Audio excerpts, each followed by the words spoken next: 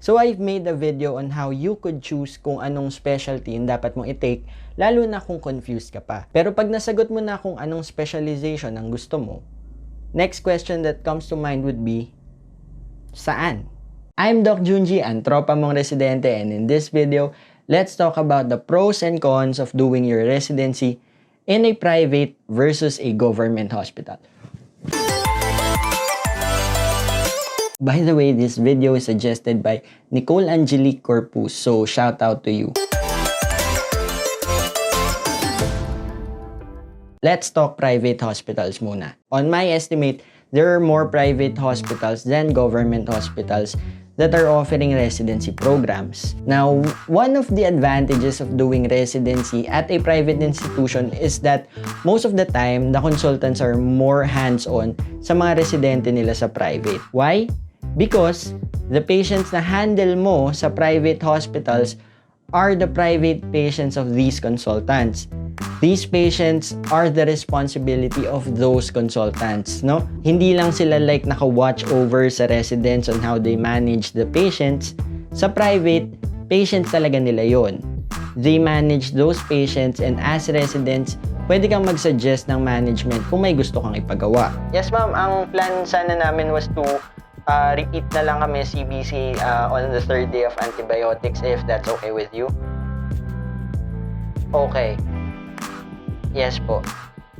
Yes ma'am, okay. Thank you po. Or, you learn by observing how the consultants manage their patients. You go with them habang nagra-rounds, or kapag ka may OR sila, syempre, assist ka doon. And minsan, nagtuturo sila sa'yo, ano mga nakikita nila, ano yung mga babantayan mo, bakit mo babantayan yon. From a skills perspective naman, guided ka on how to do those skills, and makikita mo from them yung mga galawan na pawang professional lamang ang nakakaalam. Now, before I talk about how it is sa public hospitals, I would like to be clear that I did not train in a public hospital, and that everything that I say here in this video is from what I've gathered from my friends and other colleagues na sa public hospital nag-residency. Now, when it comes to government hospitals, an advantage here is that you get to manage your own patients. Hands-on ka.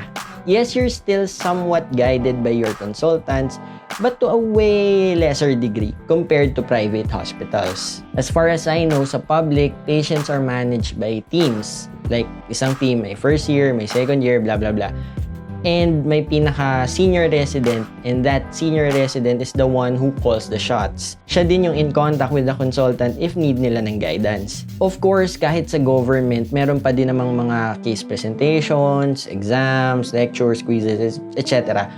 Same as sa private institutions. Basically, when it comes to handling patients, the main difference is that sa private, hands-on yung mga consultants sa patients nila, and you get to observe them talaga and how they do their practice and how they do their thing. Sa government naman, you have a lot of freedom on how to handle your patients kasi diskarte mo or ng team nyo na kung paano nyo pagagalingin yung pasyente. Sa government, ikaw as the resident ang hands-on sa pasyente mo. Some people say na the rule of thumb here is that pag cutting specialty ka like GS, ENT, Ortho, OB, in a way, sa public ka mag-residency. Pag mga clinical specialty naman like IM, Pedia, FM, sa private ka mag-residency. This line of thinking is because sa mga clinical specialties, mas maganda na guided ka on how to manage diseases, ma-observe mo kung kailan dapat magpalit ng antibiotics, kailan magpaparipit CBC dapat, ilan yung target mo na heart rate, mga ganun. Once na makita mo na yon, that's in your head na eh. Naturuan ka na ng tama from the consultant mismo. Sa mga cutting specialties naman, these specialties require skill, and you only learn skill through repetition. Di ka matututo mag-appendectomy pag nagbabasa ka lang ng book. Memorize mo yung steps, pero actually doing the skill, that's a different story. Kaya they say na mas okay sa public when it comes to cutting kasi ikaw mismo yung gagawa ng skill. Hindi ka lang mag-observe sa consultant mo. And obviously, mas maraming patients ang nagpapa-opera sa public kasi syempre mas mahal sa private. So mas maraming chances to do certain skills. Now my guide question here is, saan ka sa tingin mo mas magta-thrive as a resident? Do you think na mas magaling kang doktor kung ikaw mismo yung hahawak talaga? Decision mo talaga lahat, pero in a way, you're learning on your own. Learning from your senior residents. Or, mas gusto mo yung guided ka, pero in a way, mas bawas yung freedom mo to do your own diskarte. Ang konyo nun Like, Chong, I don't make salita like that talaga usually, but sorry. Now, speaking of dami ng patients, siguro naman kung di ka kahapon lang pinanganak, alam mong mas maraming pasyente sa government hospitals. As in, marami. Like, gamit na gamit yung katawan mo sa government, paps. Laspag, in a way. Pag pumunta ang pasyente sa public hospitals, most likely they've tried na sa private and hindi nila kaya doon. So, yun talaga yung last choice nila. This can be an advantage and also a disadvantage. Advantage kasi, syempre, more patients, more learning, dami mong makikitang cases. And the disadvantage is, wasak ka talaga. Lalo kung junior ka pa lang, toxic is not a duty. It's a lifestyle na. Now, my second guide question to you guys is, ilang patients ba ang dapat mong makita para matutunan mo yung isang sakit? Kailangan mo ba makakita ng 1,000 cases ng UTI para matutunan kung ano ang itsura ng UTI at paano i-manage ang UTI? Or kailangan mo lang ng 10, then move on to another disease? That's up to you. Depende on your learning style. Now, let's talk about compensation.